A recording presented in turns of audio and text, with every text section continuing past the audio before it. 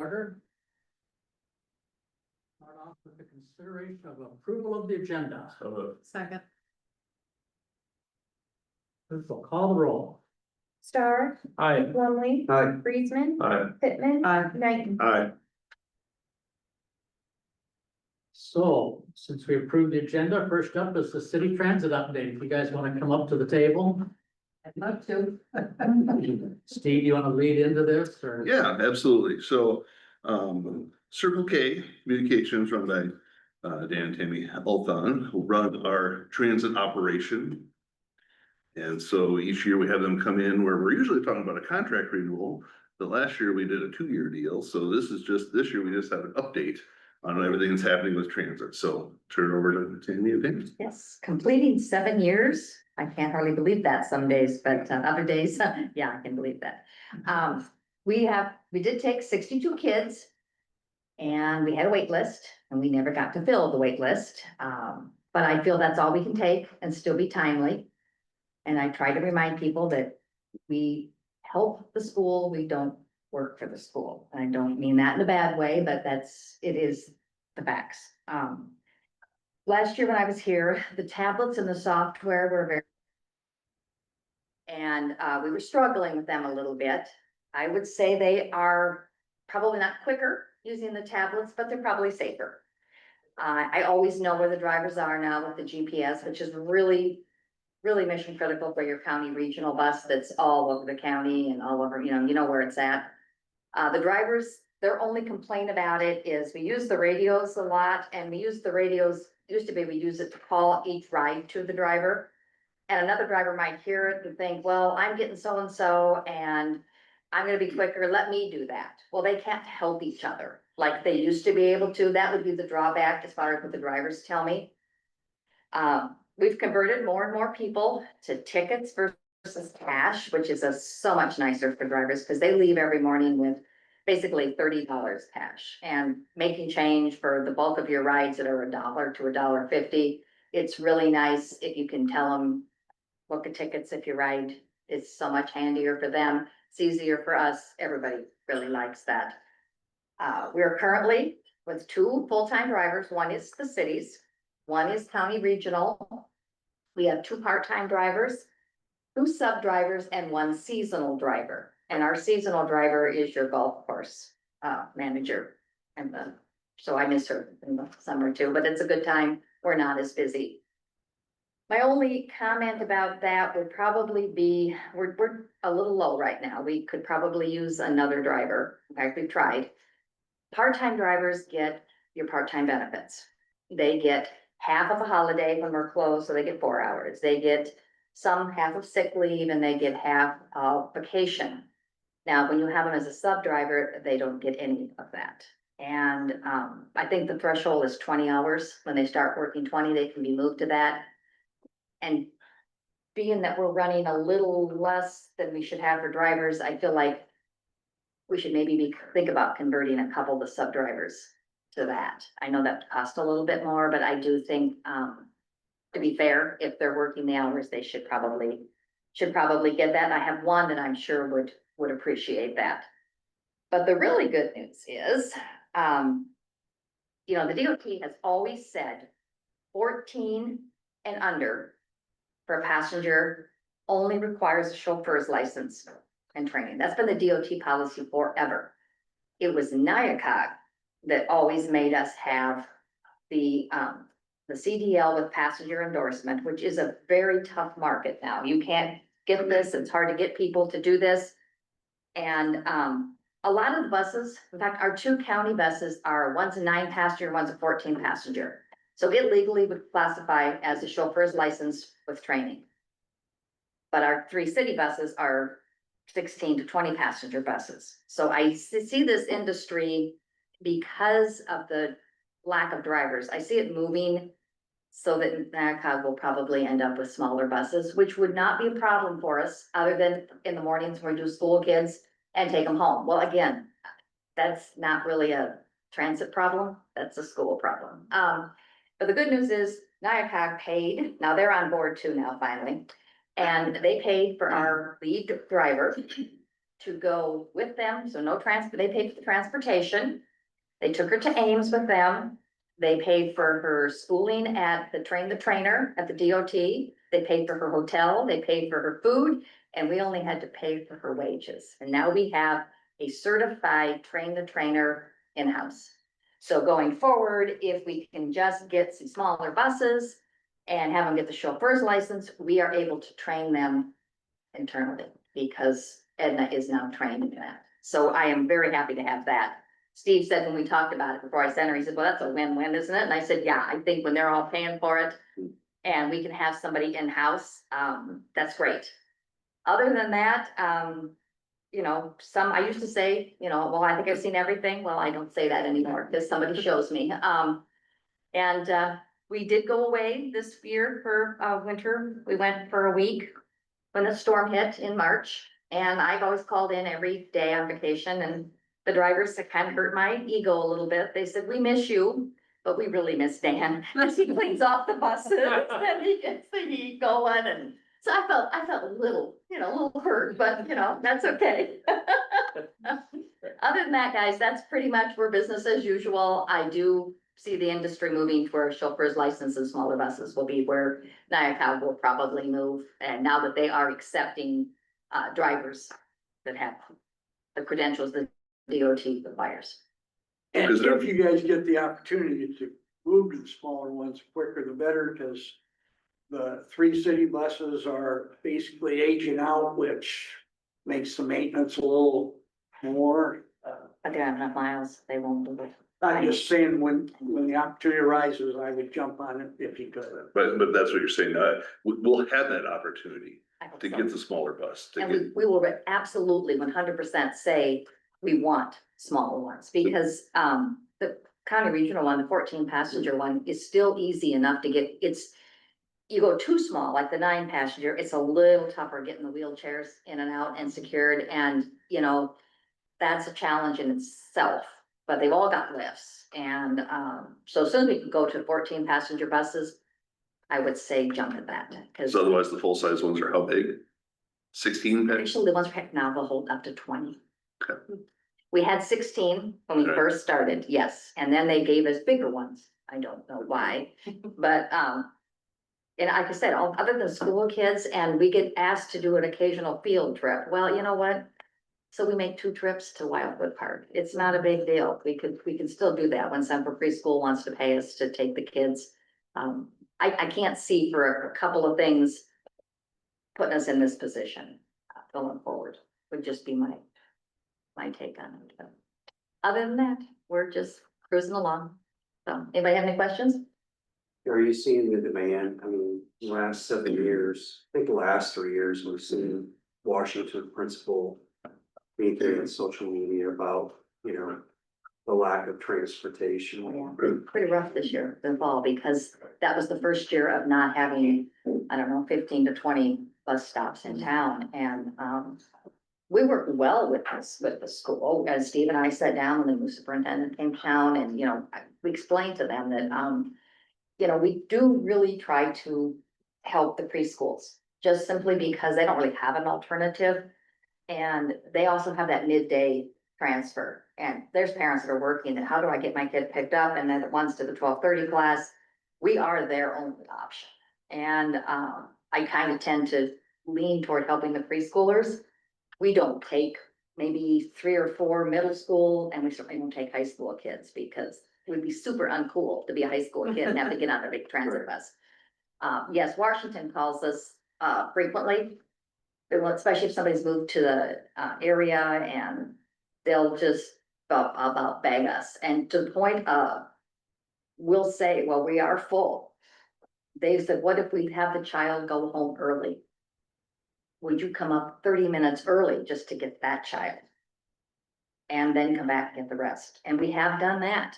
But that's how desperate they are, that they'll let the child leave school early in order to get a ride. And they just feel it's better for some of these children, and Phoebe would probably testify to this. It's better for them to be in the environment of school, even for however long they can be there. And Especially those preschool age kids. Yeah. Having them walk. yeah. So we do what we can for them, but again, you know, we send out letters every year to the ones that are riding. They get first shot to come back, and some of them bring back siblings, and apparently we filled up really fast again, and I just can't do it to the public or the people on dialysis or the other ones and just make, kids will be late to school and make more than one trip. We can't, you just can't do that. That's not what this was really intended for. I mean, it helps financially when we're doing that versus the summer months, but I can't see that we get screamed at enough when they're taking out school kids. Well, they're taxpayers too, just the ones, So, And it pays freight for yeah, it kind of does sometimes, yeah.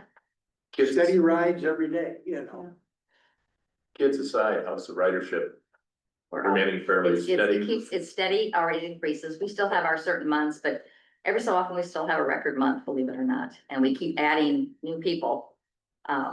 Granted, we lose a few. We had another one pass away just this week. The drivers, that really hits hard for some of these, because they have been taking these people to their hair appointments, to their doctor's appointments, to the grocery store for years. And we had a little 99-year-old lady this week that we lost, that they were all feeling pretty bad about, but yeah, we add a few. There's a few that I would be happy to put them on the county regional bus to Mason City one way, but that's- Not that many. no, but the, yeah, There's a few names. yeah. The police has even helped a couple of times, to send a couple over. But no, otherwise, it's pretty much a well-oiled machine. It pretty well runs. Yeah. I really appreciate the work that you guys do. We're really lucky to have the bus system and you guys running, so thank you for all your work. Yeah, it's our pleasure. We have good drivers too. Really good. Yeah. I've got two of them that started with us 7 years ago, and they're still driving, and yeah, it's been good. So, anybody has any other questions? Thank you. You bet.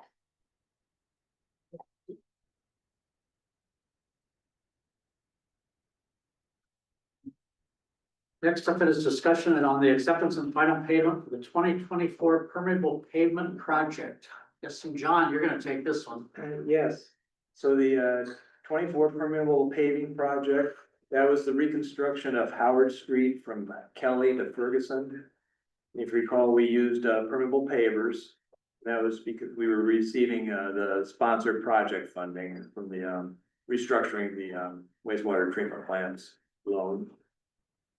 And Wicks Construction out of Decorah, they were the general contractor, and they've completed the project. It was actually completed last year, but they had some punch list items that they had to take care of. They couldn't over the winter, and so now it's all completed. We had about a little less than 5% overrun on the project. It was originally the bid was at $734,000, and the final cost was a little over $770,000. And those extras were mainly because of, see, the sanitary sewer that was lined, and we were not going to do anything with the sanitary sewer, but we ended up actually replacing a couple of sanitary manholes. And we had some conflicts with, between the storm sewer and some services and some, just some underground conflicts that's what really created the extra costs. So what we want to do is at the next council meeting, have a resolution authorizing a final payment and acceptance of the project. Any questions of John? Any feedback from any of the people that live next to them? I have not received anything. What's the plan for the streets that got dropped out of that project? Where are they gonna fall next? Well, this was, special funding. Right, Yeah. but there was plans to do more in that area and those streets got cut out, so when are they gonna come back to the table? Right now, we don't have a time for more permeable paving. Okay, but they're on the list Yes. someplace that we're not gonna forget about them, Right. because there's some other streets in that area that really need help bad as well. Yeah, and in fact, actually, some of the streets are really not the street itself, it's the curb and gutter, or really the curb. And we're looking at doing some, curb and gutter work. And keeping the street surface intact, because it's really, some of the streets are, the street surface itself is not too bad. Yeah, Blunt down there is not, definitely not good. The whole street is not good. So I just wanna make sure that stays on somebody's radar.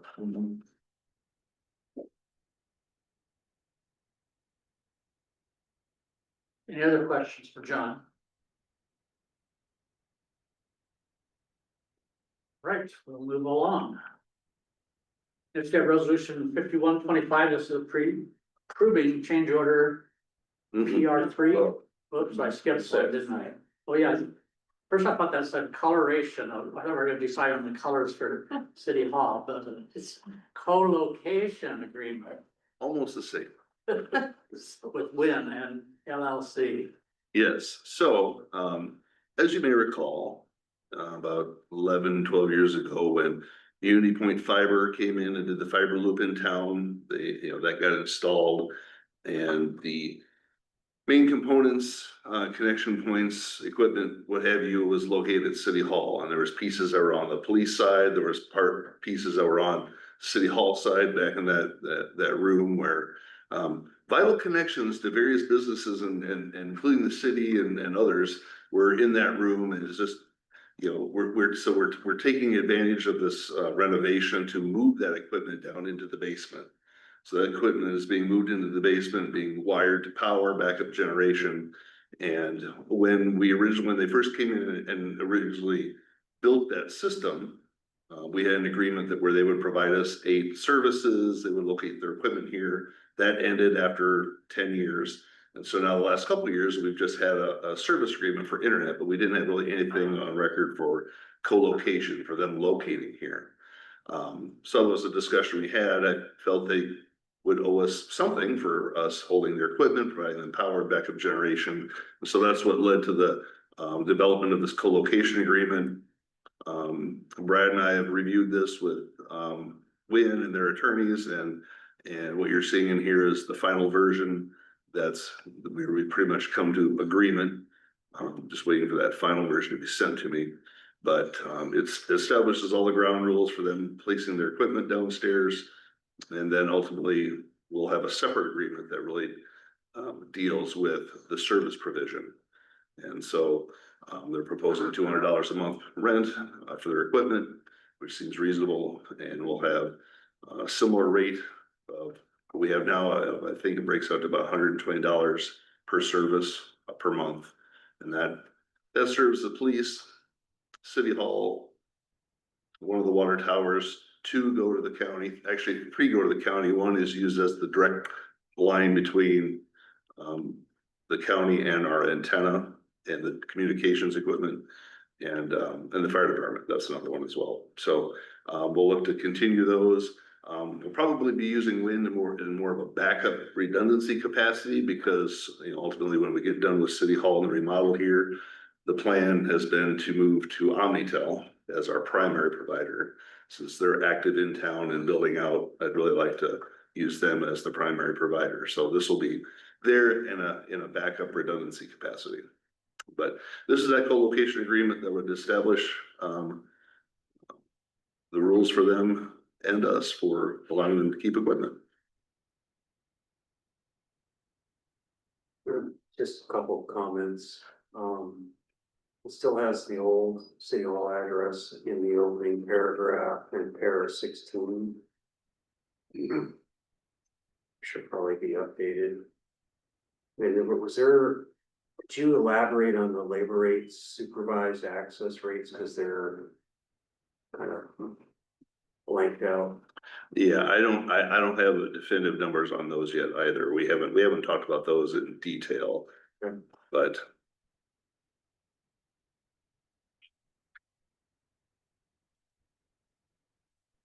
yeah, I should have an answer for that by Monday.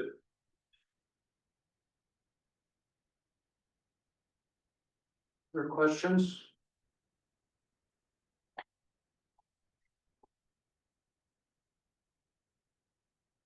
All right. Moving along. Now we will consider resolution 5125. This is change order to PR3 for plumbing depth change. Steve, Yes. talk about plumbing. Absolutely. And we have Doug Forshu on the line tonight from Burglar and Cram, who's overseeing the project over here. So he can keep me on track, make sure I'm getting this right. But I think basically what we're looking at here is, remember when we looked at the change orders, the first set we had an overall reduction, right? We appreciated that reduction. So now we have a change order that's an actual increase. And both of these are actually due to the amount of sand fill that's underneath City Hall. It was thought that at least a good portion of that was compacted soil, and maybe some of it was sand. As it turns out, in addition to a brick salesman, we had a sand salesman with this too. There's areas where we have like 7 foot deep of sand, and so that's led to some issues when it comes to putting in sewer and piping underground. It kind of led to, you know, the issue they had a few weeks ago where there was a small cave in and the excavator tipped. That's because there was sand underneath there that shifted and the floor couldn't support it and it fell off. So basically what this is a change order that would it's associated with the police department in the garage area that in essence puts in a little sump pit, almost like a little lift station. They can't get down to 6 feet where they would really like, where they would really like to be. They need to go a little bit shallower. So this would be in place to, you know, as that garage drains, this would eject and actually pump into the main new sewer line that's been put down through the backbone of City Hall. So then you get concrete tear out, insulation, all the components are included in that packet there, the sump pump, and then the replacement of that. And so that's what leads to the $16,203 in change order for that project. Does that about sum it up, Doug? You nailed it, Steve. Good job. I guess I'm gonna wait till the next one, but since we're talking about the sand in this one, I really find it hard to believe that everybody's missed all this sand. To me, pretty much anybody that's been around here for any amount of time knows this whole area down here is pretty much nothing but sand. When First Security put all their wells in around their buildings, that was because of a lot of sand around there. And now all of a sudden, this is like, it's a surprise to everybody that's doing this work. Didn't we do any soil boring or anything like that to check, to find out what's down in this area? I mean, they're the pros, they're supposed to know what's going on. Well, we did not complete any soil borings because we're not initially exceeding the footprint of the original building. Everything in the existing drawings had noted that it was very similar to what we note today. We have our concrete 4 to 6 inches, then we have our 4 to 6 inches of aggregate, which is pretty much a washed rock, and then we have compacted soils to go down. So the existing drawings indicated that. That's very similar to what we do today. The problem was, instead of any of those soils, they just swapped it all out with the sand. It is nothing that we would do today, because you see the problems that we get into. You can't excavate down because it just starts to cave in, and that's where it undermined the concrete. So we hadn't done any soil borings outside of the property because, again, we weren't actually excavating and doing any work outside of that existing footprint, let alone inside the space. So it's not just in the soils around the building. It is literally where they took the foundation, the bottom footing to the floor slab that you have, and they just filled it all up with sand. That is not necessary. That is not a, hey, we build in a sandy area. That is a, hey, I'm going to save $1. I'm going to take the sand that I can find cheaply here and just put it in there instead of the compacted soils that they should have put in there. So that's where we find ourselves now, is something that they took a shortcut later and we didn't know about it. And so now we're having to try to find the best solutions for it.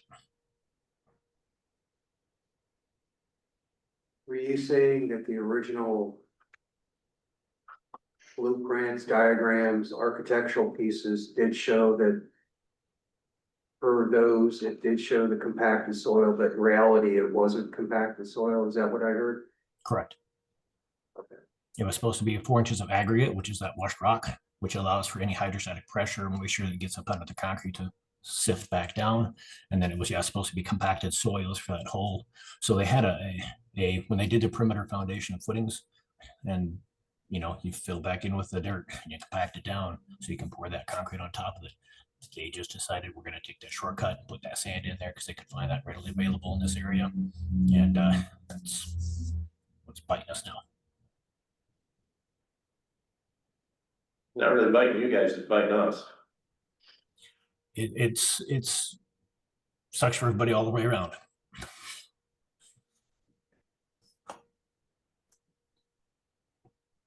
Other comments before we move? Oh, I guess we have to vote to a motion to vote. I'm assuming this will be somehow noted so that any future projects in this area, we won't be relying on old drawings that show compacted soil, like it'll be, we'll make it clear for the future.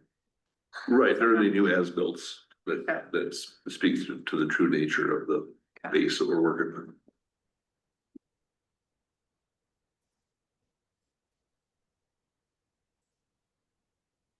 I make a motion to approve a change order. I would second. Any further comments? We'll call the roll. Plumley, I, Friesman, Aye. Pittman, Aye. Knighton, Aye. Star. Aye. Then next is resolution 5225. This is another change order for the exterior wall change for the City Hall renovation project. Yep. And so this change order PR-4, this is in relation to similar issues, right? We have that sand underneath there, but this is in regard to the exterior wall that would run the length here of the area by the adjacent to the Ped Mall. So where you have that stub wall and arches that are all deteriorating, right? That's gonna become the new outside wall.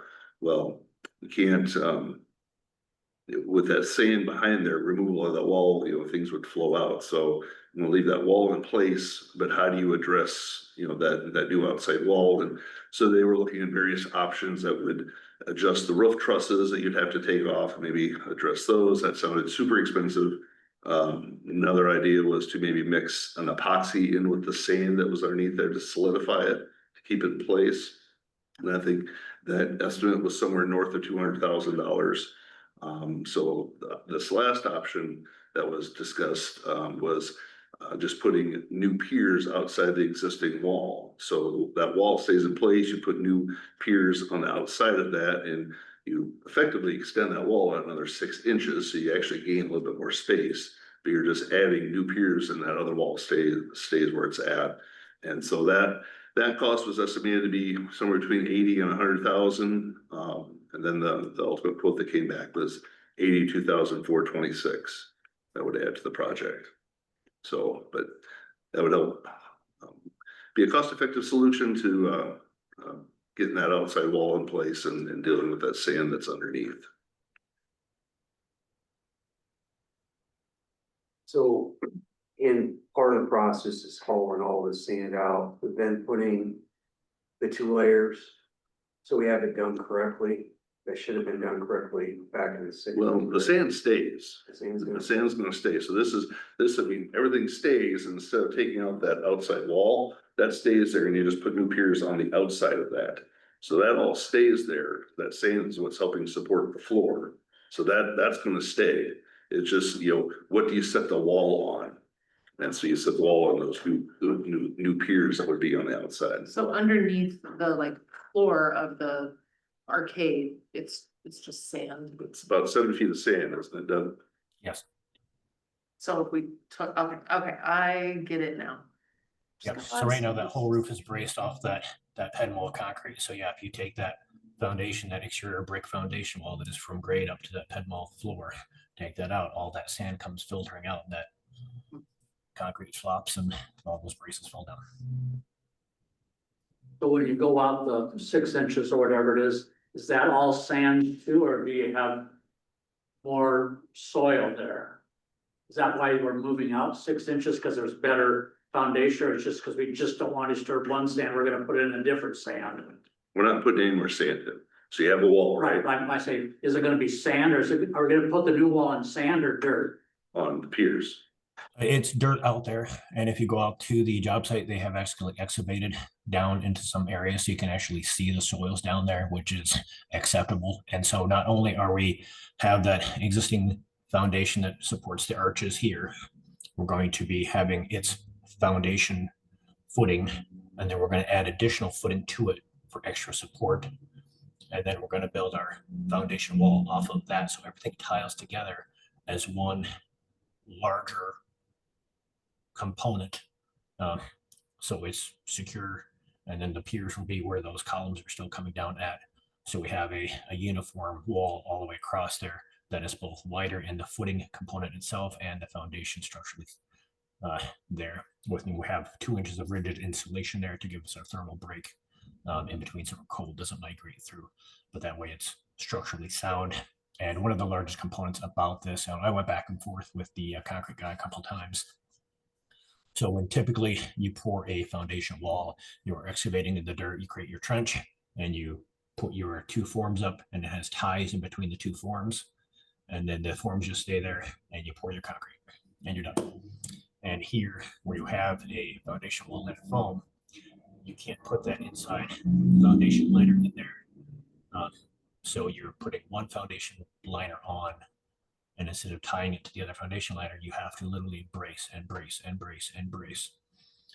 And so there's the biggest component of this is the extra concrete for the footing piece, as well as the haunches for those piers, but then also just all that labor to brace every couple of feet all the way down for the whole trench to support this, because when they pour this, it's going to be one pour, and it's going to be a lot of extra weight and pressure against that form that they're going to potentially push. So a lot of this is just purely to brace and support this new form, because it's a different way of doing it that is atypical. You're gonna be tying the new pour into the existing wall that's already there? The footing, yes, the footing ties in, the foundation wall does not. That's separated by the 2 inches of rigid insulation to keep our thermal barrier, so that so we don't get that cold migration through. Right, but it's gonna be tied together with re-rod or something, so that they can't move apart. They're going to be independently structured, so they don't need to be tied together. When the arches come off, it's just going to be a little retaining wall sitting back in there behind the main pier. The structural engineer can't rely on that to be supportive, so he designed this one as its own pier. So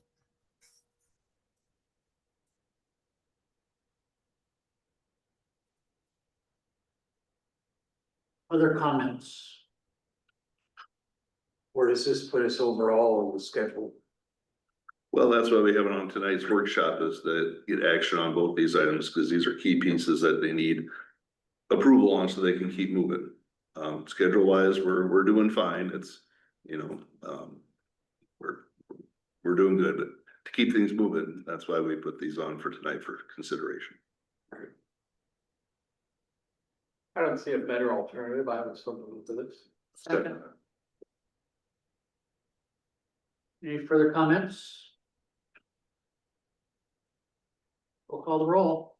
Friesman, Aye. Pittman, Aye. Knighton. Aye. Star. Aye. Longley. Right.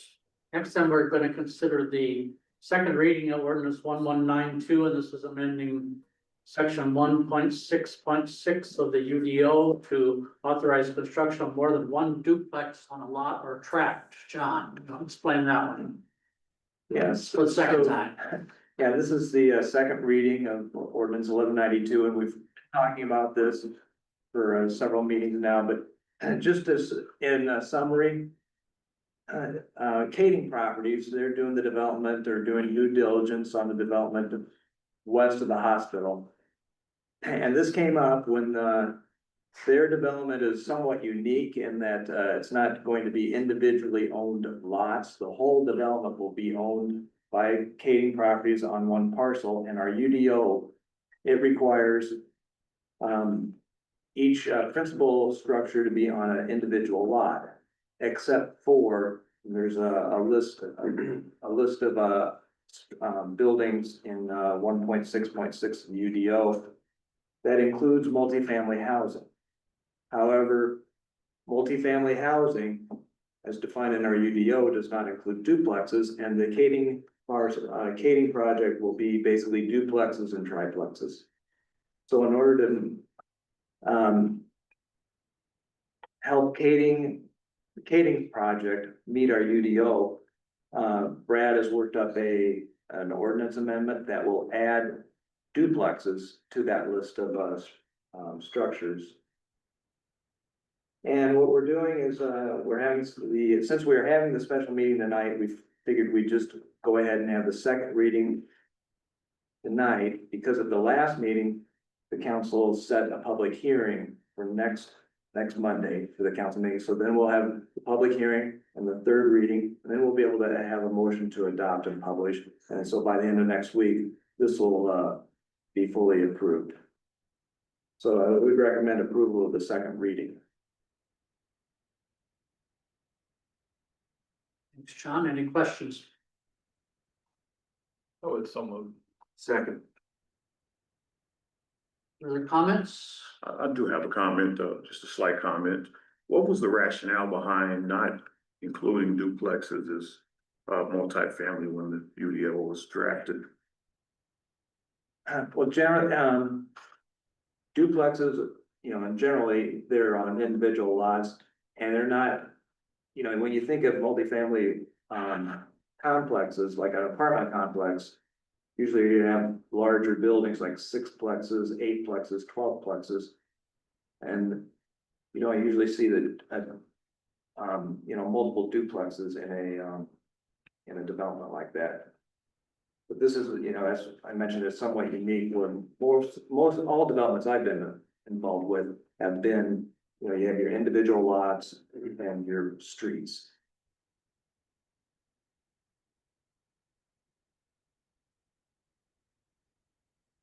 Other comments?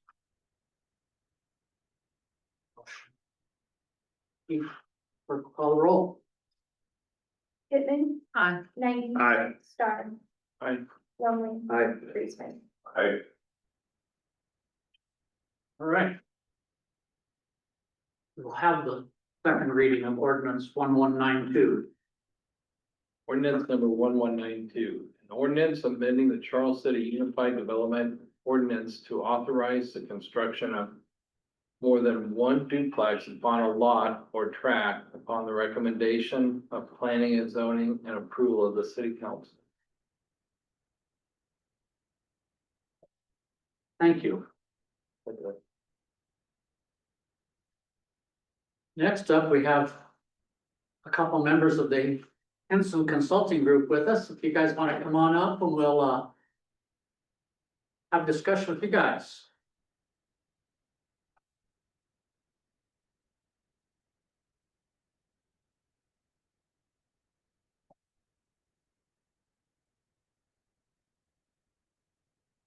Hi, everybody. The room. Hey, I'm Brent Henson, glad to be here with you tonight. I'm joined by Marquita Oliver, that's a consultant, that we work together, doing, executive searches for cities. I've been doing that for about 10 years now, all around the state. We've been working with, Marquita for about the last year and a half, 2 years, and, Mark Jackson is the other member of our team that is active. We've also had Pat Callahan on the bench available as needed as a consultant. He was a longtime local government consultant. He's who I learned the business from, and try to live up to his standard is kind of what it amounts to. So I've been doing this for 10 years, just really enjoy it. All three of our main consultants, we work day to day in city government, so we think we stay pretty fresh on both our contacts, network, and also kind of the day-to-day business that cities are dealing with. So I feel like we could be pretty successful with that. We appreciate your confidence in bringing us on board to structure this process. Obviously, it's been a little while since you've been through it, and that's good. Charles City's had a very, very good history of city administrators, and we think this is going to be a very attractive position. And we're going to try to put you in the best position to be successful with this by structuring a good process. Ultimately, this is a city council decision, but we want to help you have a well-structured process that's going to be inclusive of your staff, inclusive of your key community partners, and really get a good result for the town as a whole. So, any questions before I kind of start talking schedule a little bit? Is that kind of what you guys were expecting? Okay, all right, so kind of what we've got as far as steps, so just kind of for your information, this will be more or less Marquita and I will be splitting this search. So you may be dealing directly with her on some stuff. We're pretty busy right now, but you know, still very, very active and will be very effective and be working very hard on this search. But Marquita and I will basically split half and half on this. Kind of what we'll start with as far as steps. We will be wanting to schedule, I think I've got by June 13th in the proposal, that we would have one-on-one meetings with each of you, your key staff members, and any community partners that you'd want us to meet with. Typically, we coordinate that through kind of a key contact person. My understanding is perhaps that's gonna be Dean, that will kind of coordinate it. And yes, well, you know, a good mayor knows how to use the staff well, so, you know, so that's important, so. But anyway, so we'll be trying to coordinate with you. It'll probably be that week, which I think is it June 9th, maybe the week of June 9th, that we'll be wanting to coordinate something. So, you know, just kind of a convenient time to the city. We'll bring two consultants here, kind of schedule this in half-hour increments. We'll have a questionnaire that we distribute in advance to you, so you'll have a chance to look at those questions. Some people like to, you know, write their answers out in advance. You don't have to do that. You're welcome to do that if you want to. And then, you know, basically we'll just stick around until we've met with everybody. Usually it'll be something where we come in the afternoon. You know, there's sometimes people that can't meet until after 5. That's perfectly fine. We can meet with people, just kind of stick around till we're done. We use that information to really put together, you know, kind of our other steps, things that we're working on right now. We will have a position profile that we put together for advertising the position. Really, the goal of that is to, you know, market to candidates. You know, we're really trying to, you know, get good information put together on all the good stuff you guys have going on, provide some, you know, detail on the community, council goals, financial condition, those types of things that will help to market the position to candidates. And then the other step that we'll be working on here initially, which will be kind of in conjunction with, you know, we'll do the one-on-one interviews. We'll have a organizational effectiveness survey. So we've been using that on our recent searches. So it's basically like it's a 12-question survey. It is distributed to council, staff, key community partners, just kind of to get a sense of how people feel things are going within the organization, identify areas for improvement, because there's no perfect organization. We think that it's been a very productive process to really help lay out on the table, you know, any issues that there are, get those issues addressed and discussed, and move forward from there. We also use that information to help inform the position profile as well. So those are kind of the initial steps. You know, then you know, essentially, once we get all of that taken care of, you know, we'll bring you the position profile for approval. Once that's approved, then we'll go out and start advertising for the position. Our process involves 2 levels of interviews. We like to do Zoom interviews for semifinalists, give you a chance to look at a little wider group of candidates, and then in-person interviews. We have the schedule or and I'll refer to these dates. I'll provide you several memos during the process. But basically the schedule that we have laid out in our proposal would be what we'd intend to follow through on. So take a look at those key dates. You know, there will be council involvement that's going to be needed outside of just the regular meetings. For example, we're showing right now a August 7th, deadline for applications. So then basically the way that works in the schedule, we would need 2 special meetings the week of August 11th. So please take a look at your schedule for that. Now, if that doesn't work for council, we can flex. We can, it can affect what the schedule looks like, but definitely take a look at that schedule that we've laid out and make sure that we've got the key, all of you at the table to the extent possible. So I guess with that, that's a lot of information, but what questions can we answer? The week of June 9th, I am out of the country. Okay. So I'm happy to either answer the questionnaire on paper or to zoom in. Yep. From my location, so just so that's on your radar, but I will be super flexible to make sure you get that information. Yeah, that's great. That's great. And we end up having to do that sometimes where it just doesn't work for the person's schedule, so we'll do a Zoom.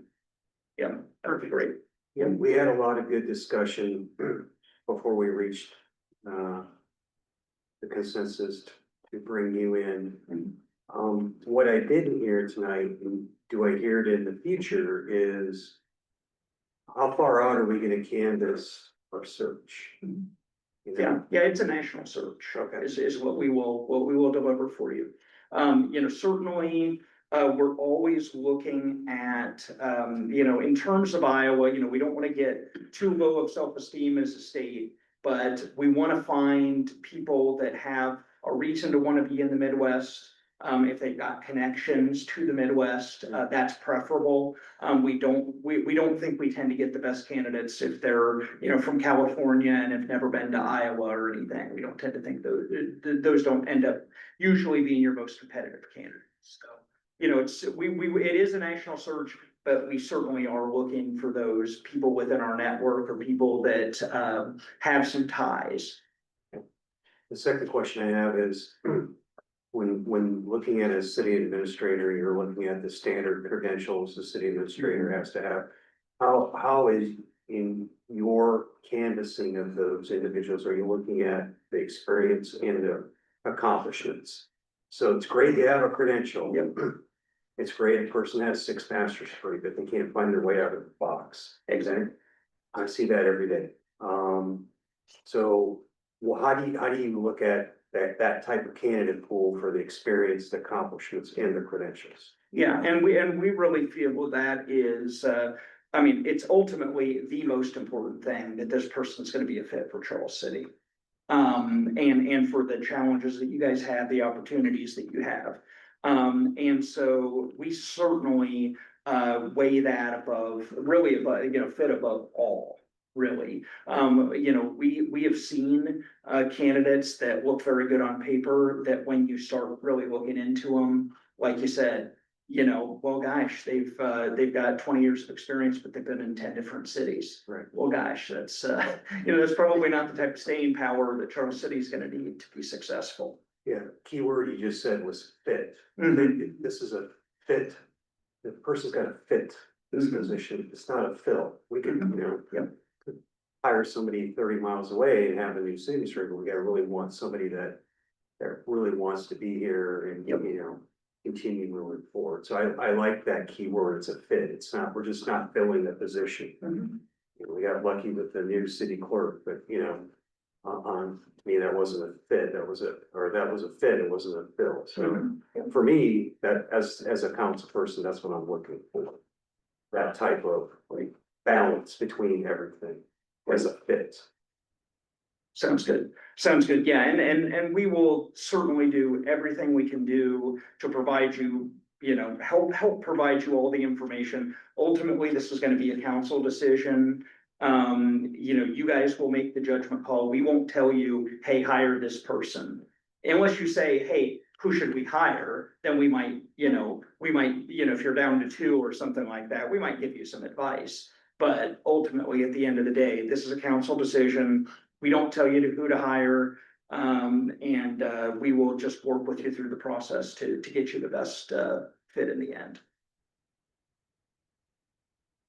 So other than people that apply for this position, you guys solicit people that that maybe think would be a good fit for Charles City, or maybe you know they're kind of looking, or you solicit people to apply? Absolutely, absolutely, yeah, so we will take a look at, essentially people within our network and people that we're aware of that could fit this position well. We'll do direct reach outs to them, talk through that with them, and make them aware either that position is open and that it might be a fit for their skills and interests. Not that we want to steal somebody Yeah. else's Well, administrative. and in the same way that we don't tell the council who to hire, we don't tell anybody they have to apply. And we have no way to force them to apply. So, yeah, at the end of the day, it's their decision. But we do actively, we don't just throw an ad out there, we actively recruit and solicit people. Looking at the timeline that was presented in your proposal, this isn't gonna culminate until, several months from now, so what about the interim as far as replacement? Yeah. When our administrator takes off on us? You bet, you bet. Certainly that's something Steve and I discussed a little bit. I would support the idea that you should have an interim to make sure that, you're covering all the bases that need to be covered. Obviously, as Sven referenced, you've got a new city clerk who's a very experienced city clerk, but also new to the organization. So it's probably not fair to put additional responsibilities on her as she's still trying to, I think she probably knows where the bathroom is, but, it's sort of, like that level of, not really, just kind of getting her feet under her. Yeah, we definitely recommend that you take a look at an interim. Is that something you're willing to help with, or I guess that was my more direct question. Absolutely, yeah, and we could interface with that however you'd like. I do know that I had provided a name to Steve of somebody that I thought would be qualified for that when we talked about it. Ultimately, that'll be the council's decision what you want to do, but we could interface in that however you'd want. If you wanted us to, provide you questions that you would ask, if you wanted to have an interview process for interim. So, there's only so many out there that might be available. You might get, 2 or 3 maybe that would be interested, but yeah, we could facilitate however. Just to me, that's more pressing. Yeah, so that would probably be one of the first things we want to do, wouldn't it? Exactly. Yeah, absolutely. Absolutely, yeah. And so as far as the actual interim relationship, we don't, that's not like a subcontract through us or anything like that. That would be something where usually what we've done in this sort of situation is we've kind of played a matchmaker role where it's not any additional scope of service for us. We're just, no additional fee, anything like that. We're just saying, hey, here's somebody we know that might fit for you, then you guys assess whether that's a person that fits for you and you work out a deal with them. So. Other questions?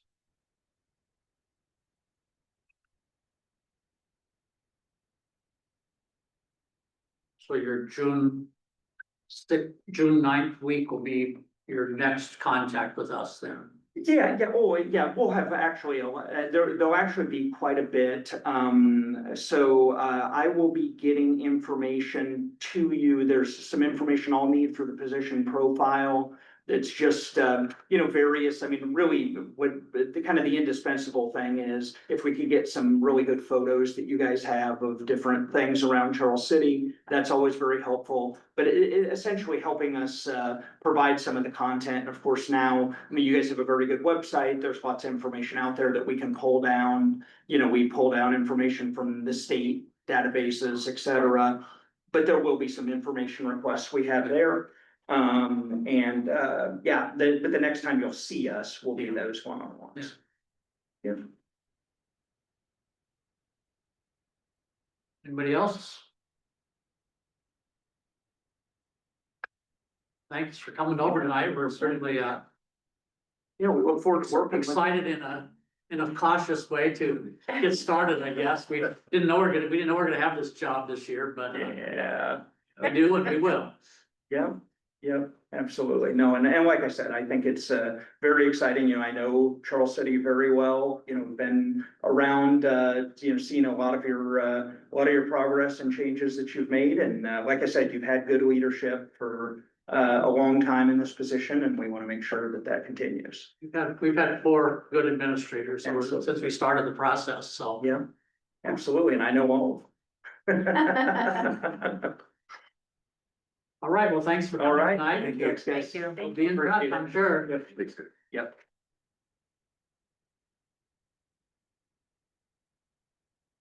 We sneak in a city administrator's I report. was gonna say, do you have 10.5 on your agenda? Cause I do. I see it there. Yeah, so just a couple brief updates. Just to update on the CBTC or Transportation Authority, the generator out there has basically gone kaput. And so the backup generation at CBTC is not currently functional. For whatever reason, it's located right next to the sand and salt pile. And over the years, how old is it? Was put in 99, or the year of it is 99, so I don't know if it was when the building was, if it was done in early 2000 or what. I think that's But when that, I asked why, and they said the mechanical room is right inside there, so that's why it's so close and in such a bad spot. but there was a good amount of corrosion and rust and whatnot on components, as you might assume. We need to look at replacement, which is a 3-way cost share between the state, county and city. But something that's gonna be probably a focal point for use of funds this year as opposed to any other projects they're looking at. I also suggest that maybe they should find a new location for either the generator or the sand and salt pile, or a better shroud or something, so that might be part of the discussion hopefully. It needs to be, I mean, if the reason this thing's going to crap is because of the sand and salt pile, then either it moves, the generator moves or the sand and salt pile moves. I don't think it's worth spending money. Yeah, they did say the generator had, it got its useful life out of it. It's, 25 years old, but it also didn't help with the corrosion. I think our city hall one's about 40 years old, Yeah. so, yeah, maybe the state just wants to pay for it, and they just put it back there. Second thing was just to remind and to make everybody aware that, we're currently lighting the water tower, in memory of Vic Dunn, who was a longtime Charles City police officer for about 33 years, so started last night, we'll run through this Saturday to honor him, so for 33 years of service. Additionally, we had 2 water department employees, Caleb Dietz and Taylor Hillman, each received their grade 3 water certifications. Taylor was that young person we hired here not too terribly long ago that's the process of moving to the community. And it was grade 3 in both distribution and treatment. And then Caleb Dietz got his grade 3 in water distribution. So several of us took him out for lunch the other day and celebrated that. And I said, we need to do more of that anytime anybody gets that level of achievement. So that's great. We're a grade 4 plant. Ultimately, it'd be great to have some grade 4 people in the queue there. So we're working on to achieve that in both water and wastewater to the best we can. Lastly, I know I emailed everybody about the planted trees along South Grand that were part of the Iowa Living Roadways project, about getting those cleaned up and cut out of there. Mayor put out a mayoral preemptive veto to that, which is probably appropriate. If you go out there, the trees, a lot of them are still alive, they just have a lot of additional growth in and around them. So maybe it's just more of a cleanup job around those trees, because they were there to be an entrance to pull you into town, and now it's just kind of an overgrown shrubbery mess. But as part of that same project that put all the plantings and pavers along South Grand and Gilbert in town, and so that time has elapsed for that grant, when those things can be removed at our desire. We just have to really determine if that's what we want to do, or if do we want to take them all out so it's a little bit more maintenance free, or do we want to clean it out so it looks nicer and the trees that are supposed to be there are actually visible? So I appreciate everyone's feedback on that, but something that we might have a little more discussion on. Area development talked about that this morning also, and Tim has gotten a quote from Steve Schwartzrock to do that project, and the area development would pay part, Hog Slats would pay part, and Schwartzrock would play part, because those are the three property owners along there. And would that be for them to clean it up or to tear them all out? I think it was basically to clean it up. I mean, if you look, the only trees that I think that still look fairly good are the crabapple trees. And you can see when you go out there, there's a purple tree, then a purple tree, then a purple tree. If we clear everything out besides those trees, I think that would be a nice entryway, but there's just so much volunteer stuff out there. I think the cleanup is to wipe the place clear. I believe, Yeah, I don't know. so it might take a little bit more work to make sure that we're, right, preserving the right trees as opposed to just clear cutting. So anyway, we'll have that on an upcoming discussion. That's all I have. All right. Seeing nothing else on the agenda, we have a motion to adjourn. So moved. Second. Who's doing it? Either order. Okay. Clerk's choice. All in favor, say aye. Aye. Meeting adjourned. Thank you for meeting early.